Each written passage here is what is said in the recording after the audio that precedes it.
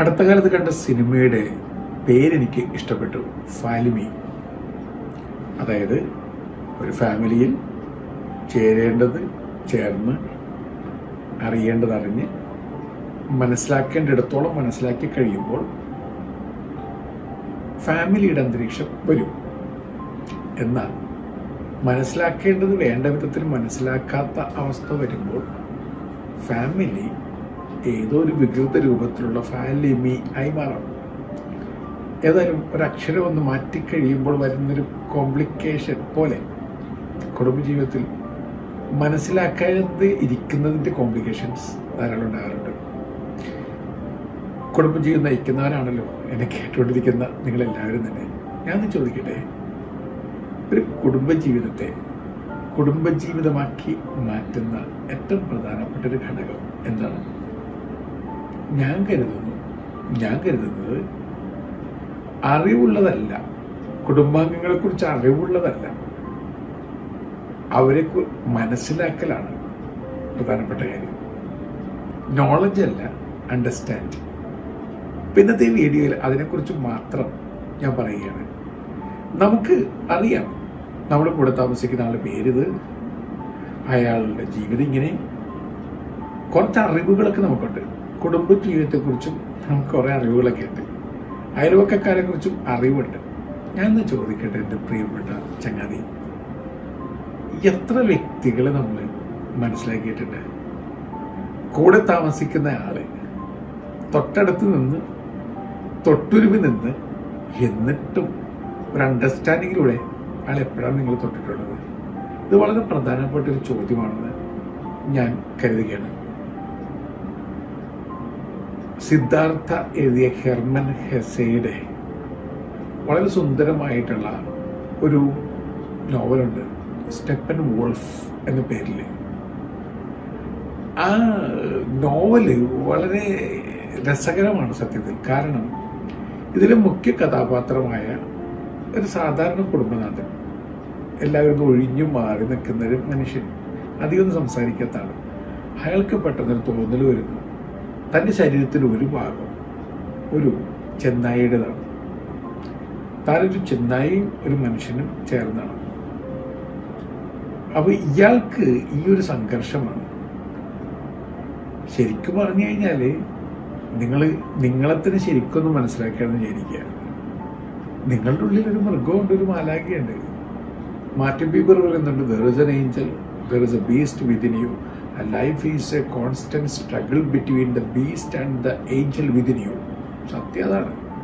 എന്നെ കേട്ടുകൊണ്ടിരിക്കുന്ന നിങ്ങളെല്ലാവരിലും മൃഗമുണ്ട്, മാലാഖയുണ്ട്. ഒരു പകുതി പ്രജ്ഞയിൽ നിഴലുന്നിലാവും, മറുപകുതി പ്രജ്ഞയിൽ കരിപൂശിയ വാവും. ചങ്ങമ്പുഴ കവിത എഴുതിയിട്ടുണ്ട്. സത്യമാണത്. എൻ്റെ ഉള്ളിലൊരു ലോവർ സെൽഫുണ്ട്, ഹയർ സെൽഫുണ്ട്, സെയിന്റ് പോൾ പറഞ്ഞു. അതും സത്യമാണ്. അപ്പം അങ്ങനെയാണെങ്കിൽ നിങ്ങളെ കൂടെ താമസിക്കുന്ന ആളുടെ രണ്ട് വശങ്ങളും എത്രത്തോളം നിങ്ങൾ മനസ്സിലാക്കിയിട്ടുണ്ട്? ചില സംഗതികൾ സാധ്യതകളാണ് അയാളിൽ, ചിലത് ബാധ്യതകളാണ്. അസറ്റും ഉണ്ട്, ലയബിലിറ്റി ഉണ്ട്. എത്രത്തോളം മനസ്സിലാക്കിയിട്ടുണ്ട്? ഇതിലെ കേന്ദ്ര കഥാപാത്രം ഇങ്ങനെ പറയുന്നുണ്ട്, ആഫ്റ്റർ ഓൾ എല്ലാവർക്കും ഒരൊറ്റ ആഗ്രഹം ഉണ്ടാവുള്ളൂ, അവരായിരിക്കുന്ന വിധത്തിൽ പൂർണ്ണമായിട്ട് ആരെങ്കിലും ഒന്ന് മനസ്സിലാക്കി സ്നേഹിക്കണം. എന്നെ കേൾക്കുന്ന പ്രിയപ്പെട്ടവരെ, നിങ്ങളുടെ കൂടെ ജീവിച്ച ആളെ അവരായിരിക്കുന്ന വിധത്തിൽ കുറേയൊക്കെ മനസ്സിലാക്കി സ്നേഹിക്കാൻ എത്രത്തോളം പറ്റിയിട്ടുണ്ട്? ഈ ഒരു സ്നേഹിക്കലിൻ്റെയും മനസ്സിലാക്കലിൻ്റെയും യാത്ര ആരംഭിക്കുന്ന ആദ്യം സ്വയം മനസ്സിലാക്കിക്കൊണ്ടാണ്. ലയൺ കിങ് എന്ന സുന്ദരമായിട്ടുള്ള കാർട്ടൂൺ മൂവിയിൽ ആവർത്തിച്ച് ലയൺ കിങ്ങിനോട് ചോദിക്കുന്ന ചോദ്യം, know yourself. Do you know yourself? And once you know yourself, you become what you are supposed to become. നീ ആയിത്തീരേണ്ടത് എന്താണോ അതിനെ നീ മനസ്സിലാക്കി കഴിയുമ്പോഴാണ് നീ ആയിത്തീരുന്നത്. നമ്മുടെ എഡ്യൂക്കേഷനിൽ സത്യത്തിൽ എത്രത്തോളം കുഞ്ഞുങ്ങൾ അവരെ മനസ്സിലാക്കുന്നുണ്ട്. വീടുകളിൽ തന്നെ നമ്മുടെ കുഞ്ഞുങ്ങൾക്ക് അവരെക്കുറിച്ച് എന്തറിയാം? ചൈനക്കാര് പാഠം പഠിപ്പിച്ചു കൊടുക്കുന്ന അനാട്ടമിയിലാണ്. അതായത് ശരീരഭാഗങ്ങൾ ആദ്യം ധ്യാനിക്കണം, പിന്നെ അവർ മനസ്സിലേക്ക് കിടക്കും മെഡിറ്റേഷനിലേക്ക്. പിന്നെ നോ യുവർ സെൽഫ് എന്ന തത്വത്തിനെ ബേസ് ചെയ്തുകൊണ്ട് ആത്മീയ യാത്രയാണ്. ചൈനക്കാർ ലോകം മുഴുവൻ കീഴടക്കുന്നതിന് കാരണം ഇതൊക്കെ തന്നെയാണെന്ന് തിരിച്ചറിയുക. നമ്മുടെ കുഞ്ഞുങ്ങൾക്ക് തന്നെ എന്തുമാത്രം യുനെസ്കോ എഡ്യൂക്കേഷനെ കുറിച്ചുള്ള ഒരു ഡ്രാഫ്റ്റ് തയ്യാറാക്കി. അതിന്റെ പേര് ലേണിംഗ് ദ ട്രഷർ വിതിൻ, അകത്തെ നിധി കണ്ടെത്തൽ. അപ്പോൾ ഞാൻ എന്നെ തന്നെ ഒന്ന് മനസ്സിലാക്കിയിട്ടുണ്ടെങ്കിൽ എന്റെ നിധി ഞാൻ കണ്ടെത്തും. എന്നാൽ നിധിയുള്ള അകത്ത് തന്നെ ഇരുട്ടുണ്ട്. ഇരുണ്ട മേഖലയാണത്. ഇരുണ്ട മേഖല, ഡാർക്ക് കോണ്ടിനെന്റ്, അനർഘ നിധിയുടെ ഇരിപ്പിടം കൂടിയാണ്. ഈ ഒരു തിരിച്ചറിവ് ആദ്യം ഉണ്ടാകും. ഫസ്റ്റ് തിങ് അതാണ്. നിങ്ങൾ എൻ്റെ കുടുംബജീവിതം സുന്ദരമായി മാറുന്നുണ്ടെങ്കിൽ ആദ്യം ഞാൻ എന്നെ തന്നെ ഒന്ന് മനസ്സിലാക്കണം. എൻ്റെ കഴിവ് ഞാൻ മനസ്സിലാക്കണം. മറ്റൊരാൾ പറയുന്നതിനെ കാത്തിരിക്കരുത്. എൻ്റെ കഴിവുകൾ ഞാൻ മനസ്സിലാക്കണം. എൻ്റെ സാധ്യതകൾ മനസ്സിലാക്കണം. എൻ്റെ ബാധ്യതകൾ മനസ്സിലാക്കണം. അങ്ങനെ മനസ്സിലാക്കുന്ന ഒരാൾക്ക്, അവയർനെസ് ഉള്ള ഒരാൾക്ക് അണ്ടർസ്റ്റാൻഡിങ് താനെ വരും. അവയർനെസ്സിൽ നിന്നാണ് അണ്ടർസ്റ്റാൻഡിങ് വരുന്നത്. അപ്പോൾ അടുത്ത് നിൽക്കുന്ന ആളെ അണ്ടർസ്റ്റാൻഡ് ചെയ്യണമെങ്കിൽ ഞാൻ ആദ്യം എന്നെ ഒന്ന് അണ്ടർസ്റ്റാൻഡ് ചെയ്യണമല്ലോ. ഞാൻ എന്നെ തന്നെ അണ്ടർ എസ്റ്റിമേറ്റ് ചെയ്യുകയാണെങ്കിൽ എപ്പോഴും മറ്റുള്ളവരെ അണ്ടർ എസ്റ്റിമേറ്റ് ചെയ്തുകൊണ്ടിരിക്കും. എൻ്റെ വീട്ടിൽ എങ്ങനെയാണ് സംഭവിക്കുന്നതെന്ന് വെറുതെ ചോദിച്ചു നോക്കുക. ഞാനൊരു കത്തോലിക്ക പുരോഹിതനാണല്ലോ. എനിക്ക് ക്രിസ്തുവിന് മറ്റുള്ളവരെ കുറിച്ചുള്ള അണ്ടർസ്റ്റാൻഡിങ് അത്ഭുതമായിട്ട് തോന്നിയിട്ടുണ്ട്. ഒരാൾക്കൂട്ടത്തിൽ ക്രിസ്തു എന്ന് നിൽക്കുമ്പോൾ ഒരാളെ തിരിച്ചറിയുന്നുണ്ട്. Understanding a person in a crowd. ഞാൻ എന്താ ചെയ്യുന്നത്?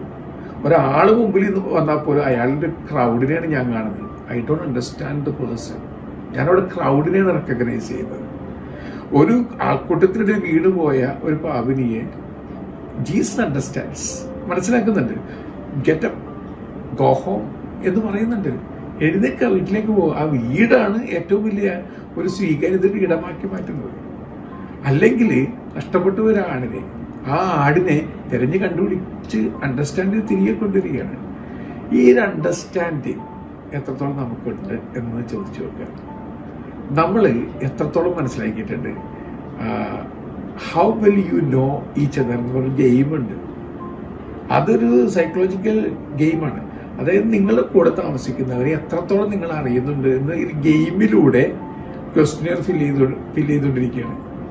നിങ്ങൾ ഇന്ന് സമയം കിട്ടുകയാണെങ്കിൽ, അല്ലെങ്കിൽ എപ്പോഴെങ്കിലും സമയം കിട്ടുകയാണെങ്കിൽ, നിങ്ങളുടെ പാർട്ട്ണർ, നിങ്ങളുടെ ഭാര്യ, ഭർത്താവ്, നിങ്ങളുടെ സഹോദരങ്ങൾ, നിങ്ങളുടെ മക്കൾ, അപ്പനമ്മ, ഇവരെ കുറിച്ചൊക്കെ എന്തൊക്കെ നിങ്ങൾക്കറിയാം എന്ന് ചോദിച്ചു നോക്കുക. അവരുടെ ഏറ്റവും ഡീപ്പറായിട്ടുള്ള പേഴ്സണാലിറ്റി ട്രേറ്റ്സിനെ എത്രത്തോളം നമ്മൾ മനസ്സിലാക്കിയിട്ടുണ്ട്? നമ്മൾ എന്താണ് മനസ്സിലാക്കുന്നതെന്ന് ആലോചിച്ച് നോക്കുക. ഇത്രയും നാൾ കൂടി ജീവിച്ച ഒരാൾക്ക് സുഖമാണോ എന്ന് ചോദിക്കാൻ പോലും നമുക്ക് പറ്റാറില്ല. ഭാര്യ സങ്കടത്തോടു കൂടി ഭർത്താവിനോട് പറയാണ്, ക്ഷമിക്കണം, എന്നോട് ക്ഷമിക്കണം, നിങ്ങളുടെ അനുവാദമില്ലാതെ നിങ്ങളുടെ ഫോൺ ഞാൻ ഉപയോഗിച്ചു പോയി, വെറുതെ തുറന്നു നോക്കി പോയി. നിങ്ങൾ അടുത്ത കാലത്ത് മാത്രം പരിചയപ്പെട്ട ഒരു സ്ത്രീക്ക് എന്തുമാത്രം മെസ്സേജുകളാണ്. അതിരാവിലെ ഉണരുന്ന നിങ്ങൾ ഉണർന്നോ എന്ന് ചോദിക്കുന്നു, ഭക്ഷണം കഴിച്ചോ എന്ന് ചോദിക്കുന്നു, ക്ഷീണമുണ്ടോ എന്ന് ചോദിക്കുന്നു. ഇങ്ങനെ രാവേറും വരെ നിങ്ങൾ മെസ്സേജ് അയച്ചുകൊണ്ടിരിക്കുന്നു. ചേട്ടാ, ഒരൊറ്റ ചോദ്യം. ഇത്ര വർഷമായിട്ട് നിങ്ങൾക്ക് വേണ്ടി പണിയെടുത്ത് നടുവടിഞ്ഞ ഒരാളാണ് ഞാൻ. ഒരിക്കലെങ്കിലും സുഖമാണോ എന്ന് എന്നോട് ചോദിച്ചിട്ടുണ്ടോ? എന്നെ നിങ്ങളൊന്ന് അറിഞ്ഞിട്ടുണ്ടോ എപ്പോഴെങ്കിലും? ഇതൊരു പ്രധാനപ്പെട്ട ചോദ്യമാണ്. അറിഞ്ഞിട്ടുണ്ടോ? സുഖമാണോ എന്ന് ചോദിച്ചിട്ടുണ്ടോ എന്ന് ഒരാൾ ഹൃദയം പൊട്ടി നമ്മളോട് ചോദിക്കുകയാണ്. എത്രത്തോളം നമ്മൾ മറ്റൊരാളെ മനസ്സിലാക്കിയിട്ടുണ്ട്? എൻ്റെ പ്രിയപ്പെട്ടവരെ, അമേരിക്കൻ ഫോക്ക് സോങ്ങിൽ ഇങ്ങനത്തെ വരികളുണ്ട്. Angel, I never came to know you were an angel, but once I came to know you are already gone. നീ ഏഞ്ചലാണെന്ന് ഞാൻ ഒരിക്കലും മനസ്സിലാക്കിയില്ല, പക്ഷെ ഞാൻ മനസ്സിലാക്കിയപ്പോൾ നീ മറന്നുപോയിരുന്നു. ഇതാണ് പലരുടെയും ജീവിതത്തിൽ. കൂടെ താമസിക്കുന്ന ആൾ ആരാണെന്ന് ഇതുവരെ മനസ്സിലാക്കിയിട്ടില്ല. നമ്മുടെയൊക്കെ ചില വീടുകൾ ഏലിയൻസ് ഒരുമിച്ച് കൂടുന്ന ഒരിടം പോലെയാണ്. അല്ലെങ്കിൽ ഏതോ ഗുഹാജീവികൾ ഇടയ്ക്ക് ഭക്ഷണം കഴിക്കാൻ വേണ്ടി ഒരുമിച്ച് കൂടുന്നു, പിന്നെ കുക്കിയിലേക്ക് മടങ്ങിപ്പോകുന്നു. ഈ ഒരു അവസ്ഥ എൻ്റെ വീട്ടിലുണ്ടോ എന്നൊന്ന് ചോദിക്കുന്നത് വളരെ നല്ലതാണ്.